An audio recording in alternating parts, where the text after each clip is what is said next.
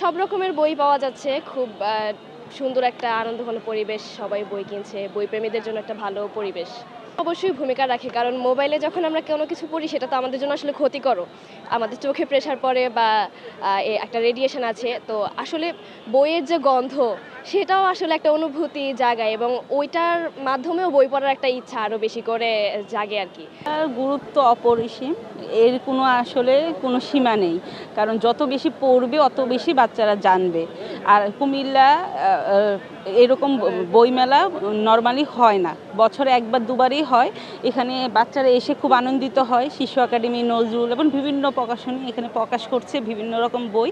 বাচ্চারা অনেক রকম বই থেকে ওদের পছন্দের বইগুলো বেছে নিতে পারছে।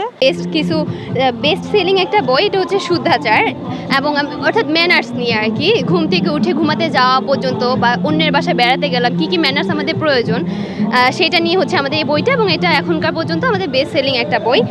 তুলনামূলকভাবে বিক্রি এই কুমিল্লায় একটু কম, অন্য জায়গায় একটু বেশি হয়েছে।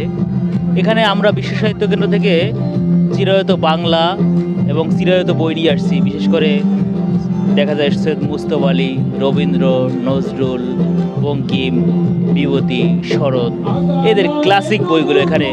তবে এর মধ্যে দেখা যাচ্ছে যে মুস্তফা আলীর বইটা একটু বেশি বিক্রি হচ্ছে।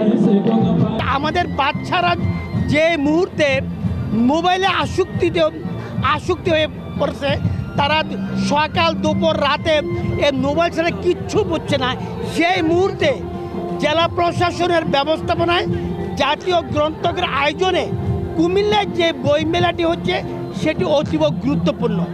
এই সকল বইমেলা যত বেশি হবে, আমাদের জ্ঞান নির্ভর সমাজ, আমাদের একটি শিক্ষিত সমাজ তত বাড়বে। এটি বিভাগীয় পর্যায়ে মেলা হচ্ছে, কিন্তু কুমিল্লাকে আলাদাভাবে বেছে নেওয়া হয়েছে বিভাগের বাইরেও। সুতরাং এটি কুমিল্লাবাসীর জন্য একটি বড় অ্যাচিভমেন্ট। চমৎকার কিছু প্রকাশনা আমাদের এখানে রয়েছে। আপনারা আসুন, মেলা স্টল ঘুরবেন এবং দেখবেন। আপনার বাচ্চারাকে নিয়ে আমাদের শিক্ষকদের আহ্বান করব, ছাত্রছাত্রীদেরকে নিয়ে আসুন, তারা বই কিনুক এবং তাদের জ্ঞান ভাণ্ডারকে আরও সমৃদ্ধ করুক।